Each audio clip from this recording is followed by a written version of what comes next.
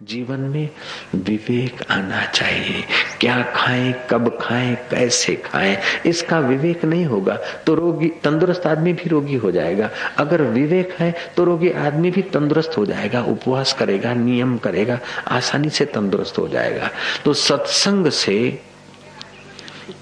आदमी को विवेक मिलता है, शरीर को ठीक रखने का भी विवेक मिलता है, मन को ठीक करने का भी विवेक मिलता है। आचार प्रथमो धर्म, तो आचार विचार जो है ना जीवन में प्रथम पगथिया है।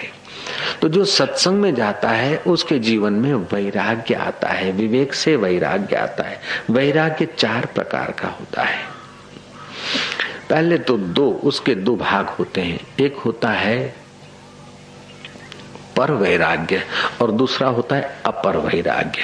अपर वैराग्य 4 प्रकार का होता है कि आदमी जब सुनता है कि अच्छा नहीं, ये ऐसा है, अंत में इसका परिणाम ये आएगा, भोग भोगेंगे तो अंत में पशु बनना पड़ेगा, पेड़ बनना पड़ेगा, वृक्ष बनना पड़ेगा, कुहाड़े सहने पड़ेंगे, राक्षसी योनियों में जाना पड़ेगा, नरकों में जलना पड़ेगा, मरना ही तो पड़ेगा और मर के दुखी होना ये ठीक नहीं, ये समझेगा। लेकिन समझेगा और कुछ विकार छोड़ना चाहेगा, छोड़ना तो चाहेगा लेकिन छूटेंगे नहीं, फिर भी मन से छोड़ने की भावना उसको आ जाएगी। ये अपर वैराग्य, उसको बोलते हैं यतमान। यत्न तो करेगा लेकिन विकारों का इतना प्रभाव है कि यत्न करने पर भी छोड़ने में सफलता अपने को नहीं मिलेगी। चलो यार पीते रहो, मार दो फूंका, फिर 25 पीता होगा तो 20 पे आ जाएगा। ये यतमान वैराग है। दूसरा है व्यतिरेक। कुछ विकार तो छोड़ लेगा, बीड़ी छूट गई, शराब छूट गया, लेकिन और कोई विकार है तो वो नहीं छूटता। तीसरा है एकेंद्रीय वैराग्य। वो विकार बाहर तो छूट गए लेकिन मन में लालच बनी रही कि जरा सा यार थोड़ा सा कर ले। फिर तो एकेंद्रीय वैराग्य हो, ऐसा आदमी के जीवन में अगर कोई नियम आ जाए वो आदमी सफल हो जाएगा कि चलो इतने दिन ये नहीं करूंगा, 1 महीने के लिए मैं ये नहीं खाऊंगा, 2 महीने के लिए ये नहीं करूंगा, 6 महीने के लिए नहीं करूंगा। चलो पति पत्नी का विकार ज्यादा आता है, चलो आज से 4 महीने का हम ब्रह्मचर्य व्रत पालेंगे। तो एकेंद्रीय वैराग्य में अगर व्रत ले ले तो व्रत उसकी रक्षा कर लेगा। जब एक बार मन पर तुम सवार हो गए तो दूसरी बार भी हो जाओगे। एक बार मन तुम पर हावी हो जाता है तो तुम्हारी ताकत कमजोर हो जाती है, और एक बार मन पर तुम्हारी आज्ञा चल पड़ती है तो तुम्हारी शक्ति बढ़ जाती है। तो पर वैराग्य अपर वैराग्य 2 किस्म के। इसमें अपर वैराग्य में 4 भेद होते हैं। यतमान, यतमान माना यत्न तो करेंगे लेकिन शिथिल यत्न, मानेंगे समझे कि हम ठीक नहीं कर रहे, फिर भी आदमी धमाधम करता रहेगा। अंदर से इनकार और बाहर से होता रहेगा, बाहर से इनकार और भीतर से होता रहेगा। ये यतमान है। व्यतिरेक माना कुछ तो छूटा और कुछ नहीं छूटा। एकेंद्रीय माना बाहर का तो छूटा लेकिन मन का आकर्षण बना रहा। ऐसे मन का आकर्षण बना रहा, ऐसा आदमी अगर नियम ले ले तो मन का आकर्षण कट जाता है। चौथा होता है वशीकार। उसका मन और इंद्रियां दोनों विकार रहित हो गए, जब चाहा तो बैठ गया। ऐसा अगर वैराग्य चौथे प्रकार का आ गया तो थोड़े ही दिनों में उसके पास रिद्धि सिद्धि आने लगती है, शक्ति आने लगती है, उसके वचन में ताकत आने लगती है, उसकी वाणी में आकर्षण होने लगता है, उसके बुद्धि में विलक्षणता आने लगती है, उसके मन में विलक्षणता आने लगती है। वो तो स्वयं तो प्रसन्न रहता है, तंदुरुस्त रहता है, ज्ञात ज्ञेय होने के रास्ते चलता है, लेकिन उसके संपर्क में आने वाले हजार लोग उन्नत हो सकते हैं जिसके पास वशीकार आ गया। वैराग्य 2 प्रकार का, यतमान वैराग्य 2 प्रकार का, पर वैराग्य अपर वैराग्य। तो अपर वैराग्य में 4 भाग, यतमान, व्यतिरेक, एकेंद्रीय। एकेंद्रीय वैराग्य में नियम काम करेगा, और एकेंद्रीय वैराग्य अगर आ गया तो फिर वशीकार वैराग्य। वशीकार वैराग्य हो गया तो उसके पास सामर्थ्य आ जाएगा। भगवान मिलेंगे तब मिलेंगे, लेकिन सामर्थ्य तो उसके जीवन में छलकने लगेगा। अब उस सामर्थ्य को वो चाहे कहीं लगा दे, उस सामर्थ्य को भक्ति में लगा दे, योग में लगा दे, प्रसिद्धि में लगा दे, रिसर्च में लगा दे, कहीं लगा दे, अथवा तो तत्व ज्ञान में लगा दे, फिर तो बेड़ा पार हो जाए। तत्व ज्ञान में अगर लगा देता है, परमात्मा को पाने में ही लगा देता है सामर्थ्य को, तो फिर तो बेड़ा पार। और यही सामर्थ्य था, ध्रुव ने लगा दिया तो 6 महीने के अंदर भगवान प्रकट हो गए। प्रहलाद ने लगा दिया तो थंब में से भगवान प्रकट हो गए। मीरा ने लगा दिया ये वशीकार वैराग्य तो भगवान में समा गई। तुकाराम ने लगा दिया तो साकार रूप में भगवान में समा गए। ज्ञानी लोग लगा देते वही वैराग्य आत्मा में, तो जीते जी परमात्मा का साक्षात्कार करते। फिर शरीर की जो अवस्था हो कोई बात नहीं, कोई परवाह नहीं। ये तुम्हारे पास शक्ति है, ऐसा कोई मनुष्य नहीं कि ये शक्ति तुम्हारे पास न हो। जो मीरा में चेतना थी, जो तुकाराम में थी, जो एकनाथ जी में थी, जो भगवान बुद्ध में थी, जो भगवान महावीर में थी, जो कबीर में जी थी, जो शंकराचार्य में थी, जो लीलासा बापू में थी, वो सब की सब योग्यताएं तुम्हारे में है, वो चेतना तुम्हारे में है। उन पुरुषों ने संयम करके उस चेतना को प्रकट किया था और तुम नादानी से अपने साथ अन्याय करते हो हजूर। बाकी तुम उनसे कम नहीं थे, तुम उनसे कम नहीं थे, लेकिन तुम अगर मन में आया ऐसे करने लगे, इसलिए उनसे छोटे हो गए और उन्होंने संयम किया तो वो बड़े होकर पूछे जाते। ऐसे ही पुरुषों के वचनों से संप्रदाय चलते हैं, ऐसे ही पुरुषों के वचनों से लोगों का जीवन बदल जाता है, जिनके जीवन में वशीकार वैराग्य आ गया। यतमान, एकेंद्रिय, व्यतिरेक और वशीकार वैराग्य आ गया। और उस वैराग्य से क्या होगा कि इंद्रियों की चपलता कम हो जाएगी, मन के संकल्प विकल्प कम हो जाएंगे। मन के संकल्प विकल्प कम हो जाएंगे तो बुद्धि को परिश्रम नहीं पड़ेगा, बुद्धि को काम नहीं मिलेगा, तो निकम्मी बुद्धि तो जड़ हो जाती है, लेकिन बुद्धि को परिश्रम नहीं होगा। और वैराग्य का अमृत है तो बुद्धि को परमात्मा में ठहरने का काम मिल जाएगा। परमात्मा में जितने अंश में बुद्धि ज्यादा ठहरेगी उतनी उसमें आभा चढ़े। और वही पुरुषों ने फिर शास्त्र रचे हैं। जो बालिया लुटारा था, भील था, नारद जी मिल गए, मरा मरा मंत्र दिया और उनके इंद्रियों की आकर्षण कम होता गया। धीरे धीरे भीतर के केंद्र खुलते गए, वशीकार वैराग्य आता गया और महाराज छठे केंद्र में आ गए, तीसरा नेत्र खुल गया। फिर कलम उठाई और वाल्मीकि रामायण लिख के रख दिया।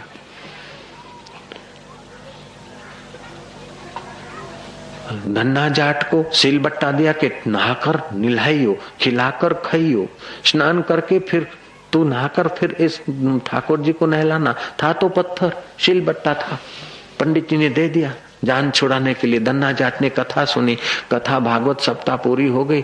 पंडित जी जा रहे थे और पंडित जी जा रहा, धंधा करते थे कथा सुनाने का, बिजनेस भी हो जाता है ना, तो गुजारा करते थे। ब्राह्मण पंडित थे, उनको भांग की आदत थी। तो पंडित जी कथा सुनाकर जब विदा ले रहे थे तो धन्ना जाट नाम का लड़का गांव के बाहर उनके आगे खड़ा हो गया। बाबा जी नहीं जाने दूं, पहले मेरे को बताओ कि वो गिरधर गोपाल कैसे मिले, ठाकुर जी कैसे मिले। तुमने कहा कि रोज ठाकुर जी की सेवा करना, लेकिन ठाकुर जी कहाँ है, मेरे को ठाकुर जी दे के जाओ। बोले मेरे पास कहाँ ठाकुर जी। बोले नहीं महाराज, तुम तो इतनी कथा जानो तो तुम्हारे पास ठाकुर जी जरूर है, मेरे को ठाकुर जी दे जाओ।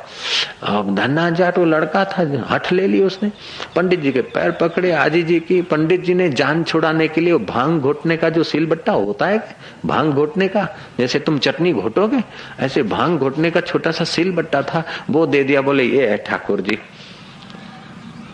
तो कैसे इसको रिझाऊं, ठाकुर जी को कैसे रिझाऊं। बोले तू नहा के निलाना और नहा के निलाइयो, खिलाकर खाइयो। तुम स्नान करके फिर ठाकुर जी को स्नान कराना और ठाकुर जी को भोजन करा के फिर तुम भोजन करना। अब धन्ना जाट था, हृदय कोमल था, बच्चा था, पौना बीघा जमीन, पिता तो स्वर्गवास, उसमें छोटी मोटी खेती करता था और जो अन्न आता था एक रोटी माँ को मिलती, एक उसको मिलती। हृदय का कोमल था जरा। महाराज सुबह उठा, नहाकर उस सिल बट्टे को नहला दिया, लेकिन धन्ना जाट को सिल बट्टा नहीं दिख रहा था। उनको तो बताइए ठाकुर जी है।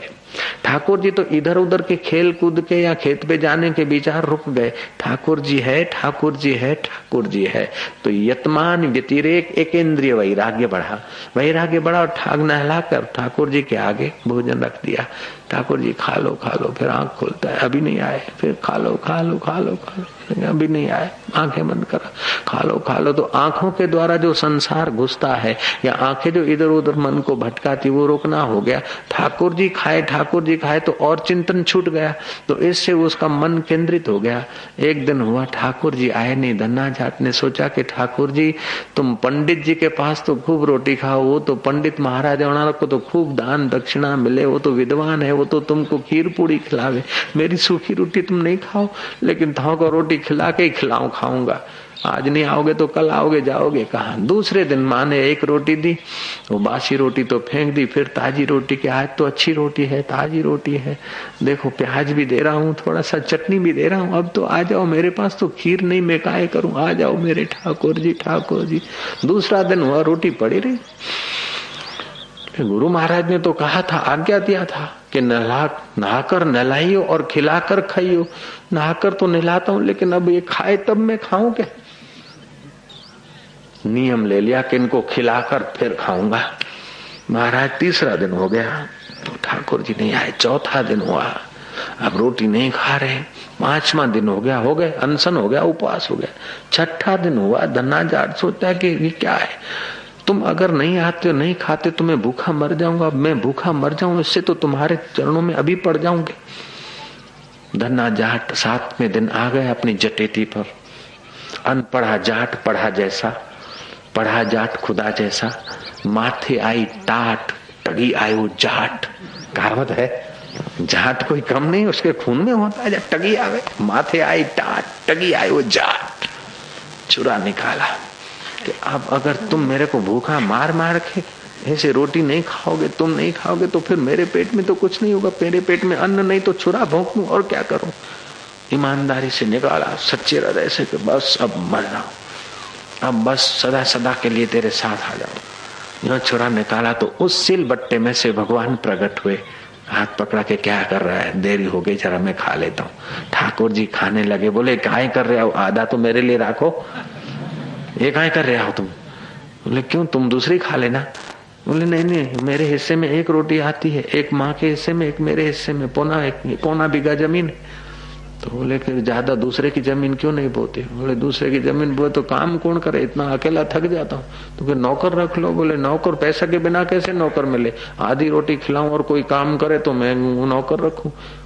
ठाकुर जी ने कहा आधी रोटी खाकर काम करने वाला तो मैं ही हूँ। मेरे बोले तुम रह लो, कि अच्छा आ जाऊंगा। कथा तो यूं कहती है कि धन्ना जाट के साथ भगवान हाथ जरा बटा लेते थे खेती में। एक आध साल में तो उसकी खेती लहलाने लगी, कुछ पैसे बढ़ गए, एक आध बीघा दूसरा ले लिया। 2-4 साल में तो धन्ना जाट तो हो गया बड़ा जमींदार। जब 5-6 साल के बाद वो पंडित जी फिर गांव में कथा करने को आए, तब तक तो 4 भैंसे, 2 गाय, 4 बैल और एक अरठ पानी वाला, अरठ समझे, हाँ रेट, एक रेट। और महाराज घर का जरा सर सामान ठीक हो गया। अब कथा में तो धन्ना जाट तो घी का लोटा भर के गया और बोले गुरु महाराज रोज हमारे भैंस का दूध आएगा, घी आएगा गाय का, और आप हमारे घर पधारो। तुम महाराज वो दे गए थे ना ठाकुर जी, महाराज 7 दिन वो भूखा रह गया, मेरे को भी भूखा रह गया, तुम्हारी याद में ठाकुर जी ने खाया नहीं, फिर मैं तो रो पड़ा, मैं क्या नहीं आओगा तो मैं तो मर जाऊंगा। फिर मैंने ठाकुर जी को कहा, मैं अपनी जटेती पे आ गया, महाराज आप तो जानो माथे आई टाट टगी आयो जाट, में तो टगी गया और ठाकुर जी के आगे जब रोया खूब और जब मरने को तैयार हुआ तब ठाकुर जी ने खाया। तुम्हारे ठाकुर जी बड़े जिद्दी है। पंडित बोलता है काहे बके छोरो। लोगों ने बताया नहीं महाराज भले कुछ भी बोले, लेकिन है बात सच्ची कि इसके घर क्या पता कैसा है कि पौना बीघा जमीन में से कई बीघा जमीन हो गई, गाय आ गई, भैंसे आ गई, बड़ा सुखी हो गया महाराज ये तो बोले अभी भी आता है कि हाँ वो ठाकुर जी आता है। तो पंडित ने देखा होगा, क्या पता क्या ठाकुर जी। पंडित तो केवल सुनी सुनाई बातें, लिखी लिखाड़ी बातें कह के अपना गुजारा करते थे और भांग का जरा सा मुंह में धर देते थे। जयराम जी का गुरु गुड़ रह गया और चेला शक्कर बन गया। जयराम जी की तो अगर ईमानदारी की भक्ति है तो शिष्य गुरु से भी आगे निकल सकता है, कथा करने वाले से भी कथा सुनने वाला आगे हो सकता है। इसमें कोई जरूरी नहीं कि कथा करने वाले से हम नीचे ही रह जाएं। जितना भगवान के लिए प्यार है, ईमानदारी है, सच्चाई है, उतना आदमी उन्नत हो सकता है। तुम पढ़ने को गए थे पहली, दूसरी, तीसरी कक्षा में, और जो मास्टर लोग तुमको पढ़ाए थे, हो सकता है कि इसमें कई मास्टर जो पढ़ाए थे उससे भी कोई आगे निकला हो पढ़ाई में, हो सकता है कि नहीं होता है। तो ऐसे ही आध्यात्मिक रास्ते में भी जितना तुम्हारा विवेक वैराग्य तीव्र है, भगवान के लिए लगन सच्ची है, उतने तुम उन्नत हो सकते हो। महावीर को पढ़ाने वाले शायद उतने नहीं पहुंचे होंगे जितने महावीर भगवान ऊपर उठ गए। बुद्ध को पढ़ाने वाले इतने नहीं ऊंचे उठे होंगे जितने बुद्ध उठ गए। कबीर को पढ़ाने वाले इतने उन्नत नहीं हो पाए होंगे जितने कबीर हो गए। रामानंद स्वामी को पढ़ाने वाले शायद इतने उन्नत हुए हों कि न हुए हों, लेकिन रामानंद स्वामी हो गए। नंबकाचार्य आगे यदि आचार्य ऊंचे उठ गए। तो आपके अंदर ईश्वर की अनंत शक्तियां छुपी है, तुम जितना चाहो उसका विकास कर सकते हो। विकास में अड़चन है कि भोग की वासना, ये खा लूं तो सुखी हो जाऊं, ये भोग लूं तो सुखी हो जाऊं, ये कर लूं तो सुखी हो जाऊं। भोग की वासना को सहयोग देने से हमारी शक्ति क्षीण होती है और भगवत भाव की भावना को सहयोग देने से हमारा विकास होता है। भोग इंसान को बेईमान बनाता है और भगवान की भक्ति इंसान को ईमानदार बनाती है। भोग आदमी को भयभीत बनाता है और योग आदमी को निर्भीक बनाता है। भोग आदमी को कमजोर बनाता है और योग आदमी को बलवान और तंदुरुस्त बनाता है। तो योग समान बल नहीं, फिर भक्ति योग, लय योग, सेवा योग, ये सब योग में गिने गए हैं महाराज। सेवा अगर स्वार्थ से आदमी काम करता है तो उसके हृदय की धड़कनें कुछ हल्की होती है। वही काम अगर निस्वार्थ भाव से करता है तो उसके हृदय में आनंद, सामर्थ्य और शक्ति आती है। काम तो वही का वही है। सुबह 8 घंटे 10 घंटे हम जो भी काम करते 15 घंटे, तो उसमें अगर सेवा भाव है तो वो कार्य करने से हृदय में शक्ति आ जाती है, आनंद आ जाता है, यश बढ़ जाता है। और वही कार्य अगर किसी को नीचा दिखाने के लिए करो तो हृदय जलने लगता है, हृदय में अशांति आने लगती है। वही कार्य करते हैं और किसी को उन्नत करने के लिए ईमानदारी से करते हैं, यश की इच्छा से नहीं, लेकिन यश स्वरूप भगवान को प्रसन्न करने के लिए अगर कार्य किया जाए तो काम भक्ति योग हो जाता है, सेवा योग हो जाता है। ईश्वर को संतुष्ट करने के लिए अगर तुमने युद्ध के मैदान में लड़ाई भी लड़ी तो वो तुम्हारी लड़ाई कर्म योग हो जाएगी।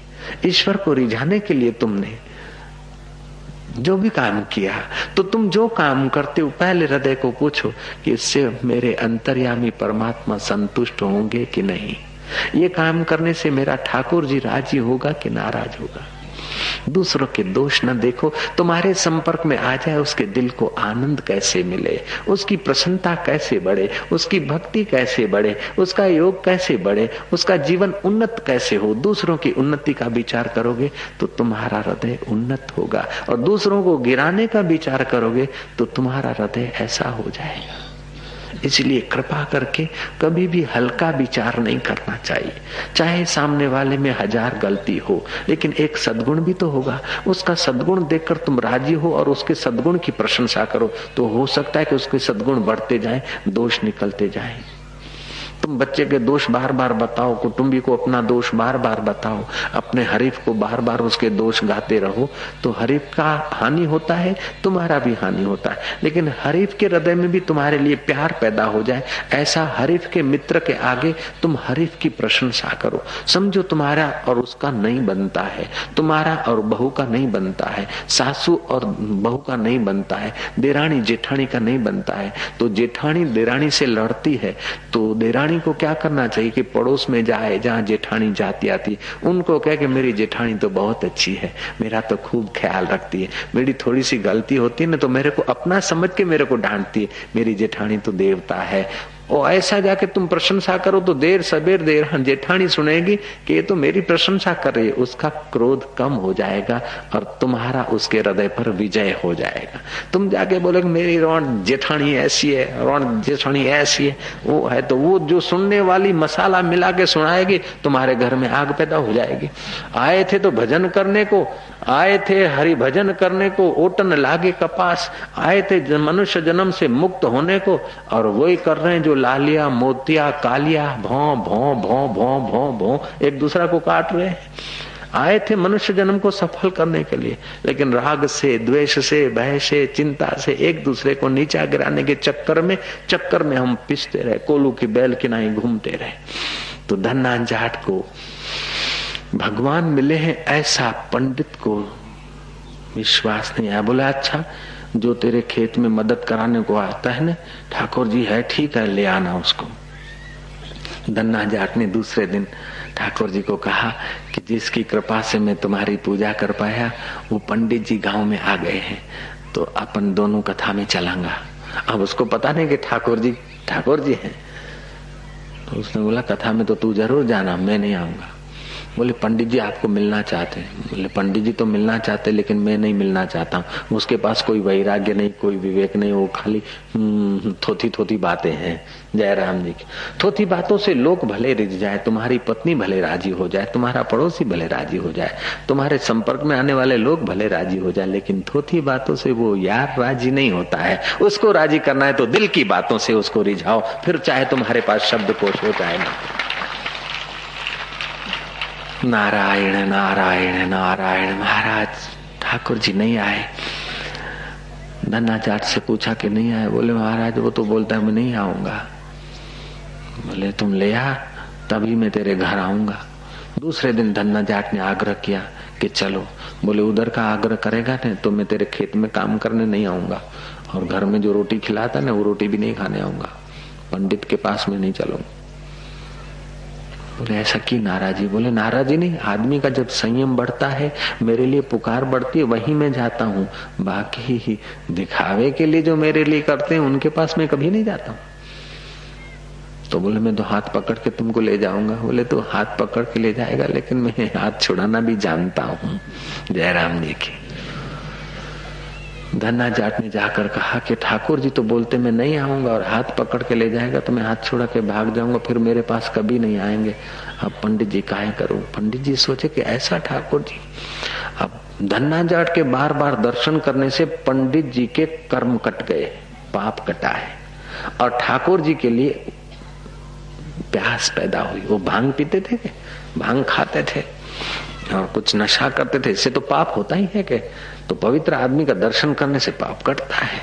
तो पाप कटा और पंडित जी के हृदय में उत्कंठा हुई है। बोले ठाकुर जी नहीं आते तो तेरे खेत में काम करते तो चुपके से मेरे को तो दर्शन करा दे।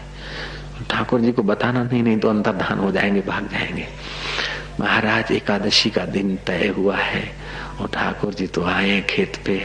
उस समय वो धन्ना जाट गया। कहानी कहती कि पंडित जी को लेके कि देखो देखो ठाकुर जी देखो बाढ़ लगा रहे हैं।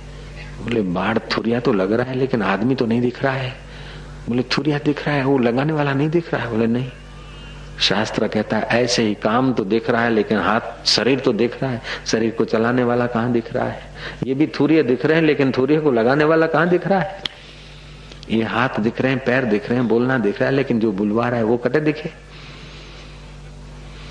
फिर देखा कि अब देखो वो थुरिया लगा के वो जा रहे देखो वो गए, देखा कि नहीं। और बोले वो अरट पे अरट बोलो रेट वो रेंट पे बैठे।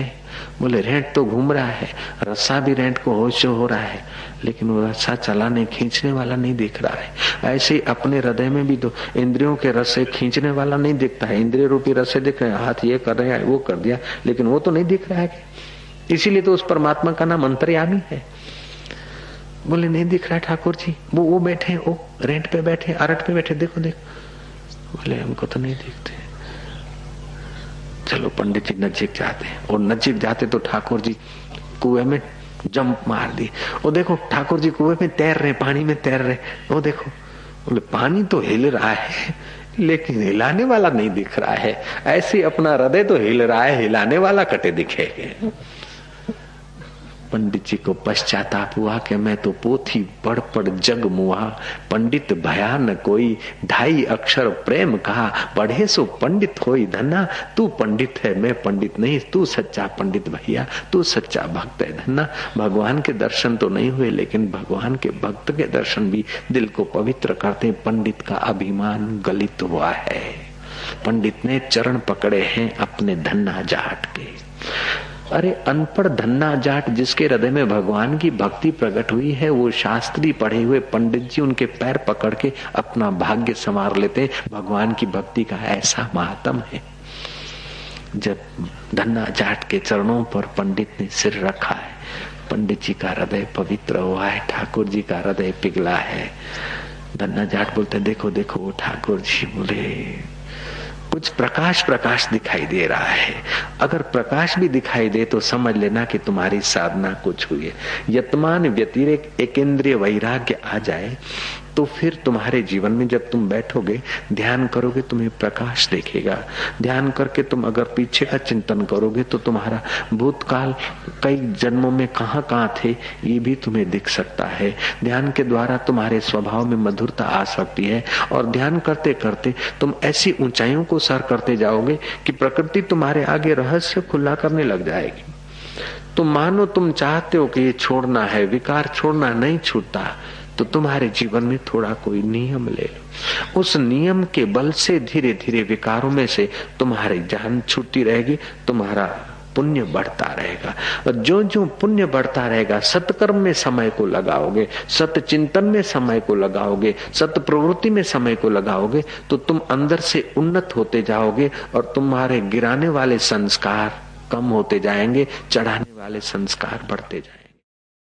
देखा देखी पुण्य बढ़े और देखा देखी पाप। तो तुम्हारे हृदय को ऐसा अमृत से, प्रेम से, शुभ भावना से भर लो कि तुम्हारे संपर्क में आए तो उसको आनंद मिले, उसको प्रसन्नता मिले, उसको कुछ न कुछ भगवत भाव मिले, तो तुम्हारा हृदय उन्नत हो जाएगा।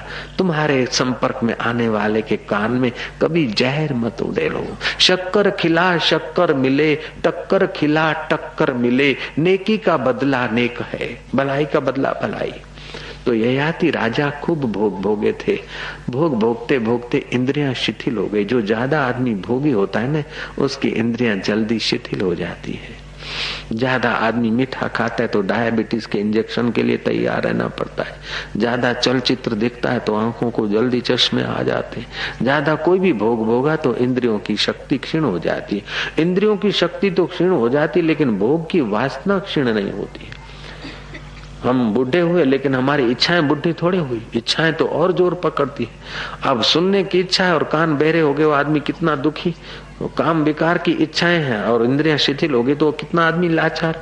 तो भोग भोगने की इच्छाएं तो अंदर जलती रही, लेकिन भोग का सामर्थ्य नाश हो गया। वो आदमी तो अंदर से पच पच के मरता है बेचारा।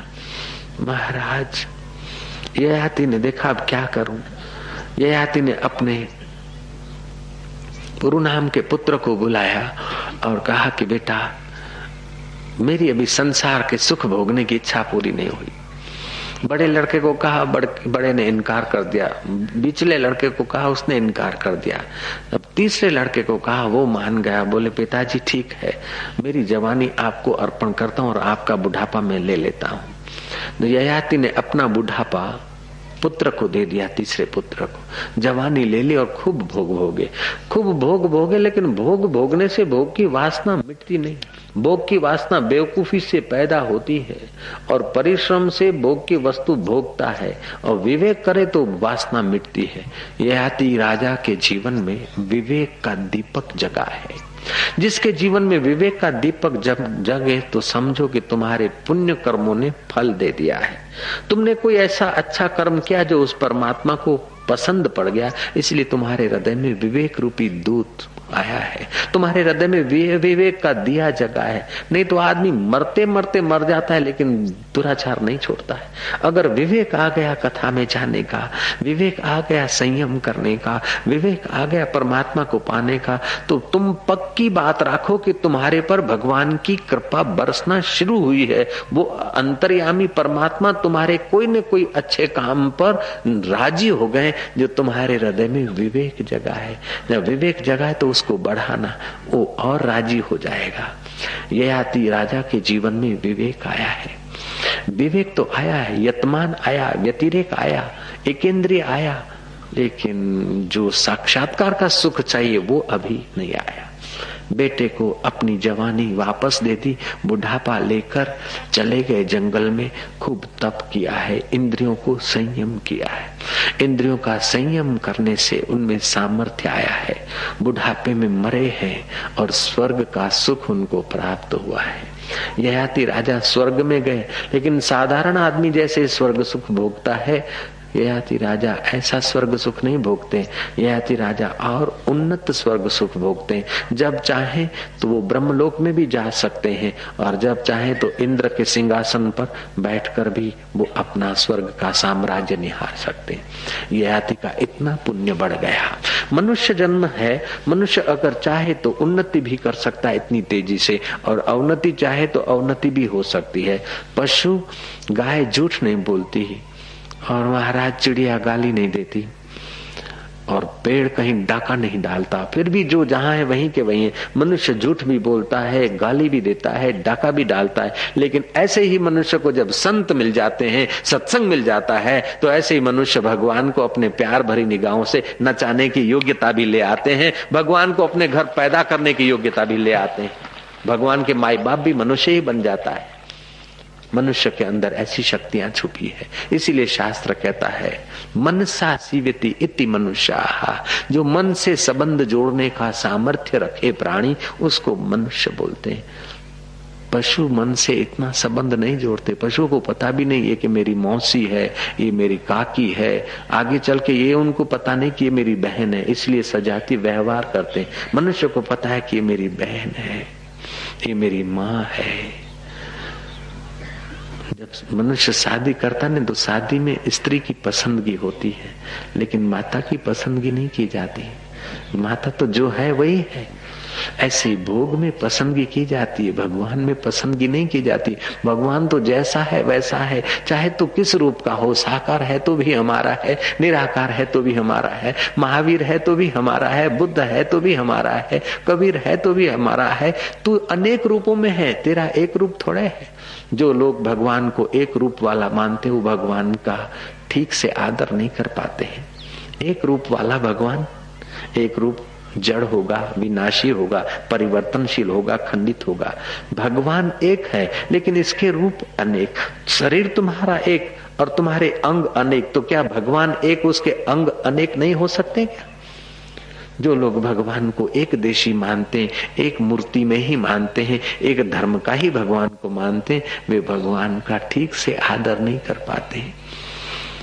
वो चैतन्य तो अनेक रूपों में चमका है। हाँ, तुम्हारी दृष्टि एक में स्थिर करो, उसकी मना नहीं, लेकिन जैसे बहू आती है ना, तो सासू की सेवा करती है, ननद की करती है, देवर की करती है, पति के नाते, ऐसे इष्ट के नाते औरों से व्यवहार करो, लेकिन वह इष्ट की सत्ता अनेकों में है, ऐसा समझकर अगर चला तो उस भक्त का ब्रेन व्यापक हो जाएगा। नहीं तो एक नन्न थी, उसने सुन रखा था,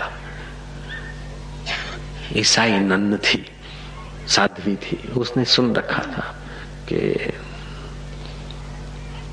भगवान सर्वत्र है, सब कुछ देखते हैं, सर्वत्र है, सब देखते हैं, सब देखते हैं, सब देखते हैं। चिंतन करते करते अब वो बाथरूम में जाए न तो फिर वापस आ जाए, क्योंकि भगवान सर्वत्र है, सब देखते हैं, तो बाथरूम में भी तो है, और फिर हम उघाड़ी कैसे हो? तो उसने अपना बाथरूम करना रोक दिया। एक की बेकी रुक गई, 2-3 दिन में तो बीमार पड़ गई। जब बुद्धिमान और नन्नों से मिली तो उन्होंने कहा कि पगली, जब सर्वत्र है, सब देखते हैं, तो हृदय में भी तो है, हृदय में भी तो देखते हैं। वो भगवान का देखना, सामान्य चैतन्य का देखना इतना अड़चनकारी नहीं है। तुम्हारी नासमझी के कारण तुम बीमार हो रही हो। भगवान सर्वत्र है, उसलिए बीमार नहीं होना है। भगवान सर्वत्र है, सब में है, तो तुम्हारे अंतःकरण में है, कपड़ों के भीतर भी तो है, हृदय में भी तो है। इस बात को क्यों नहीं समझे? तो ऐसी जब जब धर्म की बात को आदमी समझने में थोड़ी गलती करता है, तब संकीर्णता आ जाती है कि हम जैन है, ये सनातनी है, हम सनातनी है, ये जैन है, ये मुसलमान है। नहीं, पहले तुम आत्मा हो, बाद में तुम मनुष्य हो, बाद में तुम जैन, सनातनी, मुसलमान, हिंदू। हकीकत में ये सब व्यवहार चलाने के लिए टाइटल दिए गए, गहराई से देखा जाए तो सब एक चैतन्य परमात्मा का विलास है। अनेक रूपों में तुम्हारा ही राम, तुम्हारा ही ठाकुर जी, तुम्हारा ही महावीर कह लो, तुम्हारा ही अल्लाह कह दो, तुम्हारा ही खुदा कह दो, तुम्हारा ही भगवान कह दो, तुम्हारे भगवान के सब अनेक रूप है। इस प्रकार की जब तुम्हारी समझ बढ़ जाती है, तुम्हारा हृदय विशाल हो जाता है। मेरा भगवान केवल मेरे मंदिर में है तो तुम भगवान का ठीक श्री रामचंद्र जी की पूजा केवल वेदी पर नहीं पूरी होती थी। रामचंद्र जी कभी महल में रहते हैं तो कभी जंगल में आते हैं। रामचंद्र जी कभी मोहन भोग पाते हैं तो कभी कंदमूल खाते हैं। रामचंद्र जी कभी तो परिजनों से पूजे जाते हैं तो कभी दुश्मनों से धोखे का व्यवहार सहना पड़ता है। फिर भी रामचंद्र जी का चित्त सदा समता के सिंहासन पर, जागृत स्वप्न सुषुप्ति तीनों को जानने वाला, स्थिति प्रज्ञ किनाई भगवान रामचंद्र जी की स्थिति। भगवान रामचंद्र जी हमें जीना सिखाते हैं। हजार कोई गलती कर लेता, रामचंद्र जी उसे याद नहीं रखते। सामने वाले के 1000 दोष रामचंद्र जी याद नहीं करते, उसका एक गुण भी रामचंद्र जी भूलते नहीं थे। और अपनी गलती रामचंद्र जी प्रकट करने में संकोच नहीं करते थे। श्री रामचंद्र जी कह देते थे कि मेरे से भी तो गलती होती, जानकी से भी तो गलती हो जाती, मेरे पिताजी से भी तो कोई गलती हो गई। मैंने ये गलती की, भरत जैसा भाई मेरे चरणों पे सिर रखकर प्रार्थना करता है अवध चलने को, लेकिन मैं उसकी आज्ञा नहीं पाल सका, उसकी बात नहीं मान सका।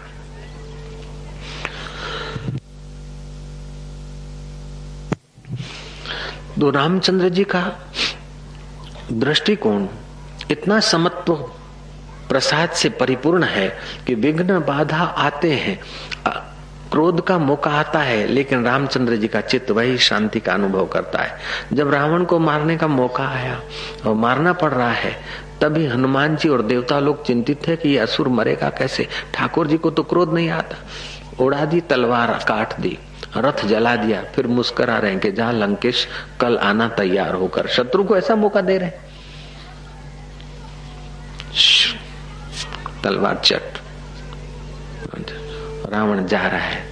रामचंद्र जी के चित्त में अभिमान नहीं आया कि हमने ये कर दिया, और रामचंद्र जी के चित्त में द्वेष नहीं आया कि ये है मेरा खापा, ये है इसका, बस अपने हृदय को सताते नहीं। आप भी कभी भी व्यवहार करो, युद्ध भी करना का मौका आ जाए, तभी भी अपने हृदय को सावधान रखकर करना चाहिए। अगर बॉर्डर पे हो तो बराबर युद्ध करो, लेकिन युद्ध करते करते होश संभाले रहो कि युद्ध एक यहाँ बॉर्डर का कर्तव्य है। घर में तो वही स्नेह से रहना है, गांव में तो प्रेम से रहना है, समाज में प्रेम से रहना है। ऐसा नहीं कि मिलिट्री माइंड लेकर आए, मिसेज को बोला ये पानी लाओ, क्यों देरी से लाई, बंदूक ताक दो। नहीं भैया, जहां जो काम करना है वो करना है।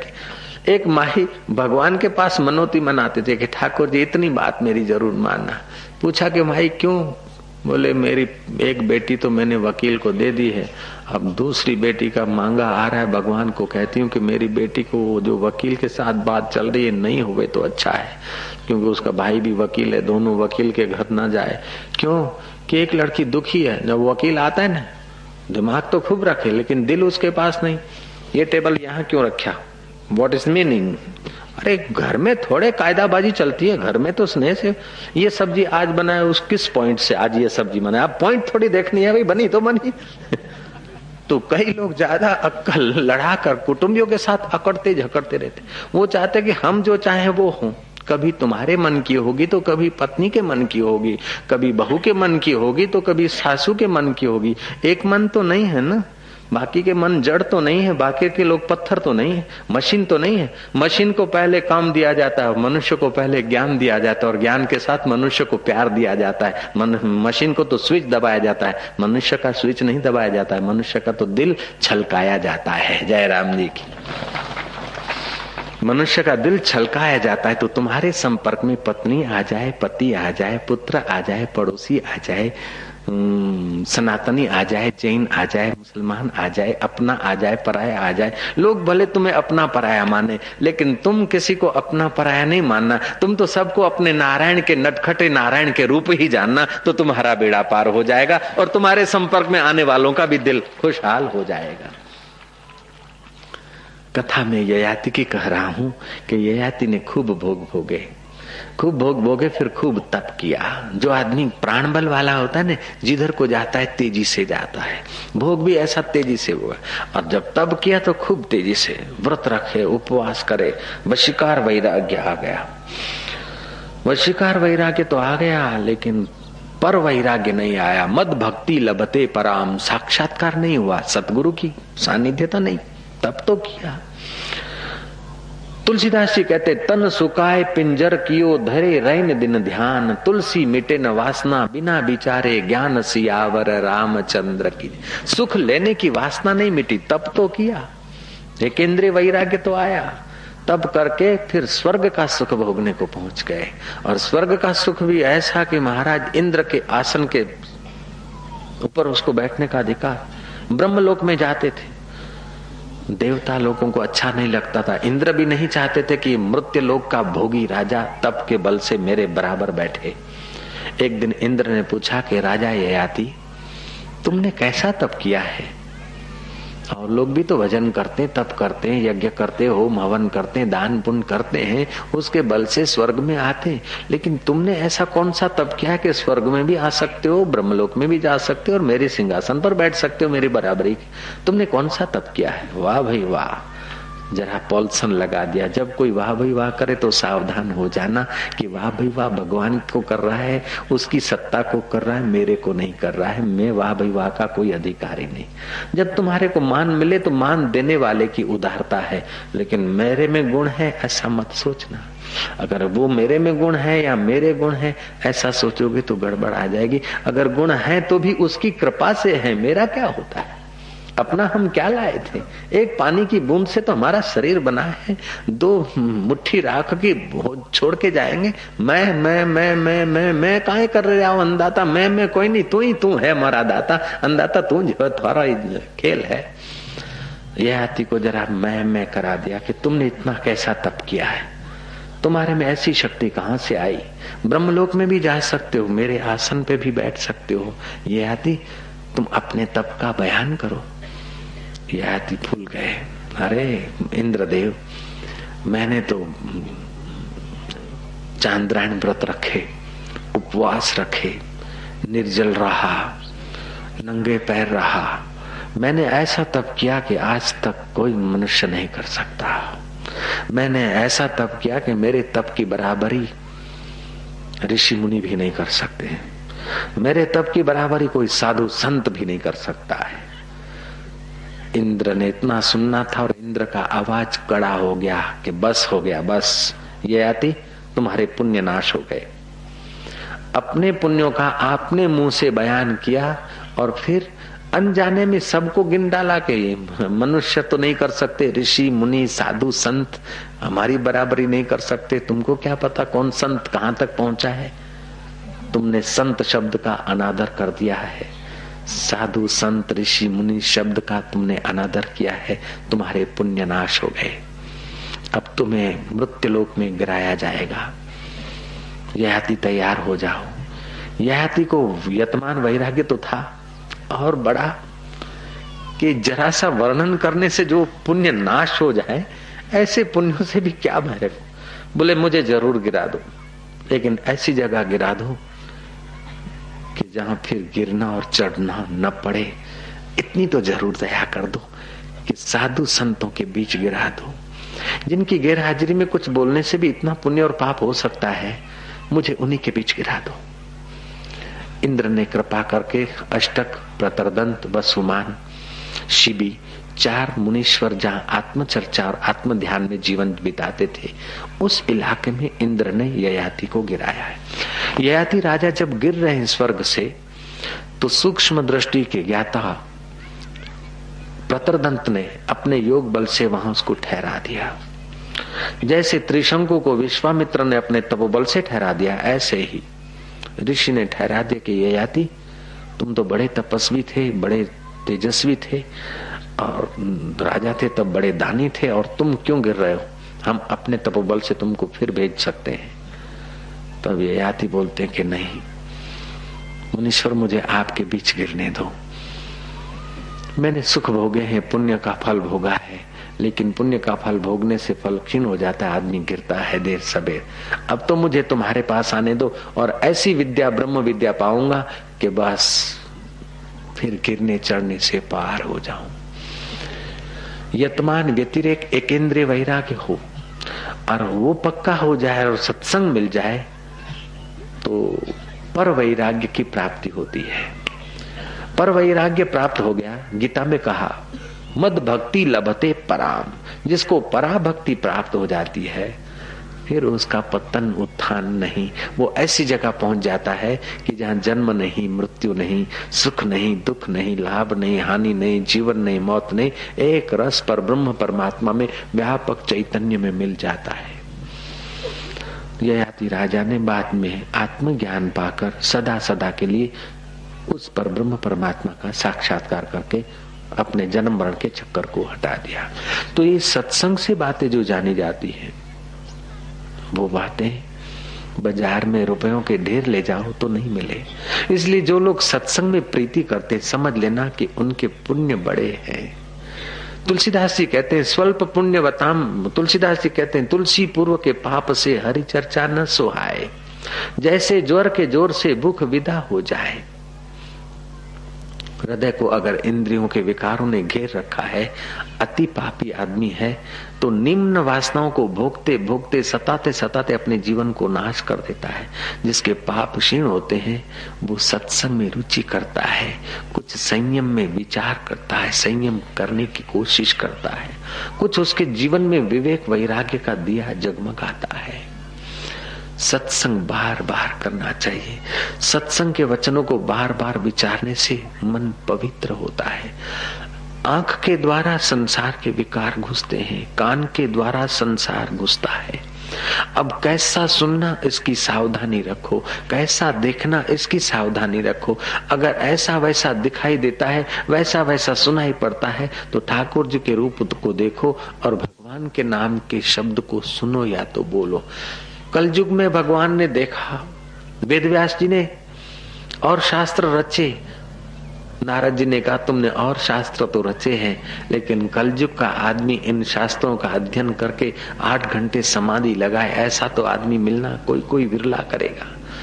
कलयुग का आदमी शरीर से रोगी होगा, मन से मलिन होगा, तन से रोगी, मन मलिन और बुद्धि अस्थिर। ऐसे आदमी के उत्थान का, ऐसे आदमी के कल्याण का कोई उपाय बताता शास्त्र लिखो। तब वेद व्यास जी ने चिंतन करके ये बात स्वीकार कर ली और शास्त्र लिखा श्रीमद् भागवत।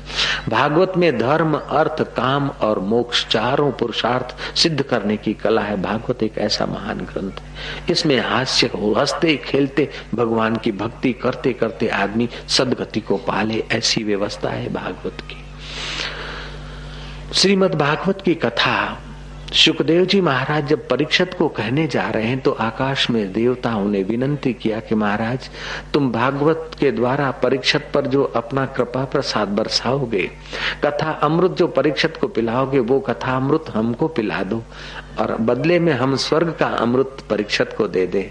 शुकदेव जी ने देखा कि तुम दुकानदारी कर रहे हो। स्वर्ग का अमृत पीने से तो पुण्य नाश होता है और सत्संग का अमृत पीने से पाप नाश होता है।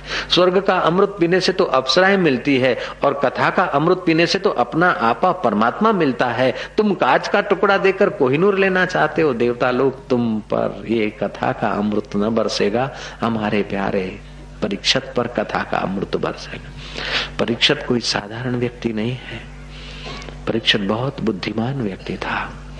भागवत की कथा सुनते सुनते परीक्षित पुलकित हो जाता था कि हमारे पिता, हमारे दादा, हमारे पूर्वज श्री कृष्ण का सानिध्य पाए थे। हमारे पिताजी और ये सब हमारे दादाजी इतने इतने भक्त थे। ये बात सुनकर परीक्षित का हृदय गदगद होता था। परीक्षित को 7 दिन में मृत्यु आने वाली है, लेकिन अपने पुरखों की धर्म व्यवस्था सुनकर उसका हृदय गदगद हो जाता था, उसका चित्त शांत होता था। और परीक्षित 5 दिन तक कथा में बैठा है, न भूख है न प्यास है, कथा अमृत श्रवण कर रहा है। सुखदेव जी महाराज ने कृपा कटाक्ष से संप्रेक्षण शक्ति बरसाई है 5वें दिन परीक्षित पर। फिर परीक्षित से प्रश्न करते कि परीक्षित 5 दिन हो गए, अब तुझे भूख लगी होगी, प्यास लगी होगी, जरा खाओ पियो जाओ। बोले महाराज, इसी अभागी भूख प्यास ने तो ऋषि का अपमान करवा दिया, लेकिन तुम हरि कथा सुन रहा हूं तो न भूख लगती न प्यास लगती महाराज, और कृपा बरसाए। परीक्षित की ये बात सुनकर सुखदेव जी संतुष्ट हुए कि आदमी अधिकारी है। कृपा दृष्टि की। फिर 7वें दिन परीक्षित पर गुरु महाराज ने कृपा दृष्टि की और पराभक्ति की प्राप्ति हो गई। पराभक्ति की जब प्राप्ति हुई तो परीक्षित कहता है कि अब मुझे तक्षक नाग काटेगा ऐसी भ्रांति नहीं है। तक्षक काटेगा तो इस शरीर को काटेगा। ये शरीर भी 5 भूतों का है, तक्षक भी 5 भूतों का है। 5 भूतों को चेतना देने वाला मेरा कृष्ण, वही मेरा अमर आत्मा है, वो मैं हूँ। मेरा आत्मा सो परमात्मा है। परीक्षित को आत्म साक्षात्कार हुआ है। 7 दिन के अंदर जो आदमी आत्म साक्षात्कार कर सकता है, वो आदमी कितना पूर्व में संयमी होगा, कितना उसका जीवन उन्नत होगा। मरने का श्राप मिला है, ऋषि कुमार के वचन श्राप के मिले हैं। ऋषि कुमार के प्रति उसको क्रोध नहीं आया है, लेकिन मरने के पहले मुक्ति का रास्ता। तुम्हारा कोई बिगाड़ दे उस पर तुम क्रोध न करो, लेकिन तुम्हारा कोई बिगाड़ रहा है उसके पहले तुम्हारा न बिगड़े ऐसा खजाना तुम पालो। नहीं तो संसार में कईयों से तुम भिड़ोगे, कितने कितने से भिड़ोगे, कितने कितने को ठीक करोगे। मैं इसको ठीक करूंगा, उसको ठीक करूंगा। तुम अपने हृदय को ठीक करो। उनको ठीक किया, लेकिन अपने दिल को ठीक नहीं किया तो सब ठीक किया हुआ बेठीक हो जाएगा। और अपने दिल को ठीक करने के रास्ते पे चल जाओगे तो थोड़े ही समय में तुम्हारा अंतःकरण परमात्मा प्रसाद से भर जाएगा। गीता कहती है संतुष्ट सततम योगी यत आत्मा दृढ़ निश्चया। योगी सतत संतुष्ट रहता है कि दृढ़ निश्चय करता है कि अब क्रोध के समय में, क्रोध क्यों आता है कि हल्की इच्छा होती, वो इच्छा हुई तो चिंता हुई। इच्छा पूरी करने में बड़े आदमी ने विघ्न डाला तो भय हो जाएगा, बराबरी का आदमी उसमें विघ्न डालेगा तो क्रोध हो जाएगा, और बराबरी का विघ्न डालेगा तो ईर्ष्या होगी, और छोटा आदमी विघ्न डालेगा तो क्रोध हो जाएगा। अब इच्छा जब भोग की है तो उसको काम क्रोध भय सताता है। इच्छा अगर भगवत प्राप्ति की है तो ये विकार निवृत्त होने लगते हैं। जब जब क्रोध सताए तो समझ लेना कि हमारी भगवत प्राप्ति की इच्छा कमजोर है, इसलिए हमको भय हो रहा है। भगवत प्राप्ति की इच्छा कमजोर है, इसलिए हमें क्रोध आ रहा है। भगवत प्राप्ति की इच्छा कमजोर है, इसलिए हमें काम विकार सता रहे हैं। जब ये विकार तुम्हें सताएं और तुम्हारा धन खींच के ले जाएं, उस समय तुम हाथ पैर धो लो, जरा पानी के 2-4 चुल्लू भर लो और सच्चे हृदय से भगवान को प्रार्थना करो कि भगवान मुझे तेरी भक्ति का दान मिल जाए, तेरे सत्संग का अमृत मिल जाए। भगवान इन विकारों में कब तक मैं बचूंगा। एक जाट था, जाट तो समझो उसकी खेती थी, गन्ने बो रखे थे। जाने अनजाने कथा में चला गया और कथा के कुछ वचन उसके कान में थे। उसके गन्ने के खेत में चोरी हुआ करती थी। दिन को रोटी खाने जाए तो गन्ने के 2-4 भारी लोग ले जाए। वो एकांत में था खेत। एक दिन वो रोटी खाने जो खेत में से गया तो रास्ते में से लौट के आया, घर पे गया नहीं। तो रंगे हाथ 3 चोर मिले, 3 भारे उन्होंने चोरों ने बांध लिए थे। उन 3 चोरों में भी 3 प्रकार के आदमी थे। एक था ब्राह्मण, और दूसरा था जाट, और तीसरा था नाई। जाट ने सोचा कि मैं एक हूं और ये 3 हैं, अब क्या करूं। और कथा में सुना था कि एक एक गुण को हटाना चाहिए।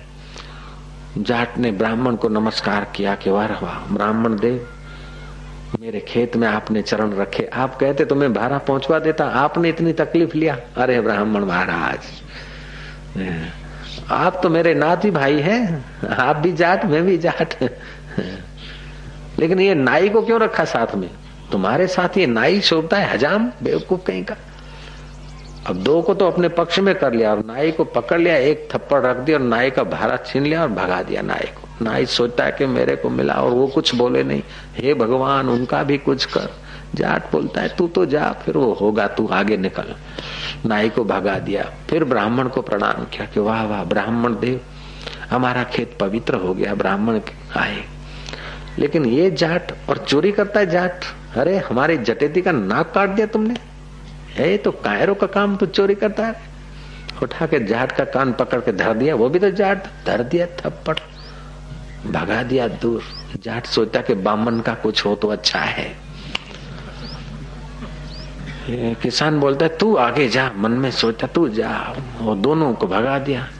ब्राह्मण देव नमस्कार, जरा सा संकल्प मंगलम भगवानम मंगलम करो तो दक्षिणा धराओ, और यहाँ फिर ब्राह्मण होकर तुम चोरी करो, तुमको तो थप्पड़ नहीं मार सकते, लेकिन इतना तो जरूर कहता हूं कि तुम शर्म आनी चाहिए। पढ़े लिखे आदमी को तो इतना ही काफी। ब्राह्मण का भारत छीन लिया तो उसको रवाना कर दिया। अब कथा का सार भाग यह है कि तुम्हारे जीवन में भी ऐसे 3 चोर लगे हैं जय राम जी की। एक नाई है, एक जाट है, एक ब्राह्मण है। ये तीनों तुम्हारा गन्ना चुरा जाता है, ईख चुरा जाते हैं, तुम्हारे आत्मा का अमृत चुरा जाते हैं। तमोगुण नाई की जगह पे रख दो, रजोगुण जाट की जगह पे रख दो, सतोगुण ब्राह्मण की जगह पे रख दो। कभी तो आलस्य प्रमाद और तमोगुण में तुम्हारा समय शक्ति जाता है, कभी तो वाहवाही की लालच या बल बुद्धि का गर्व का इससे रजोगुण से जाता है, कभी तो मैं भगत हूं, मैं अच्छा हूं, मैं सज्जन हूं, मैं ये हूं, मैं वो हूं, ऐसा करके सत्वगुण तुम्हारी शक्ति खा जाता है। एक एक गुण को, तमोगुण को जीतने के लिए रजो और तमोगुण सत्वगुण को सहाय करो, और तमोगुण जब कम हो जाए तो फिर रजोगुण को भगा दो। रजोगुण जब कम हो गया तो सत्वगुण को बोलो तुम्हारे को मार तो नहीं सकता लेकिन अब तुमको भी राम राम, अच्छाई बुराई सब भगवान के चरणों में अर्पण हो जाए, मैं तो अपना खेत संभालूंगा, अपने आत्मा को संभालूंगा। ये कला होती है, साधन भजन करके जीवात्मा परमात्मा को पाले, ये कला है। भक्ति क्या है? भक्ति किसको कहते हैं कि राग द्वेष मिटाने की कला का नाम भक्ति है, और भीतर छुपे हुए सामर्थ्य को जगाने की कला का नाम योग है, और अपने आत्मा को परमात्मा के साथ मिलाने की कला का नाम ज्ञान है। भक्ति राग द्वेष मिटाती है। अगर तुम्हारे जीवन में राग द्वेष है तो जीवन उथल पाथल में, इसलिए भगवान की भक्ति करो। जीवन में असामर्थ्य है तो एकाग्र हो जाओ, योग करो, और जीवन में अज्ञान है तो गुरु का ज्ञान पाकर अज्ञान मिटा दो, तो गुरुओं के द्वारा भक्ति का, योग का, ज्ञान का प्रचार होता है। तुम अगर सेवा करते हो, तुम अगर काम करते हो, काम में अगर भगवान निमित्त बना दो तो कर्म योग हो जाएगा, भक्ति हो जाएगी। तुम रोटी करते हो, दुकान पे जाते हो, जो काम करो सुचारू रूप से करो, उत्साह से करो, लेकिन काम करने के बाद फिर वहीं आ जाओ जिससे काम किया जाता है।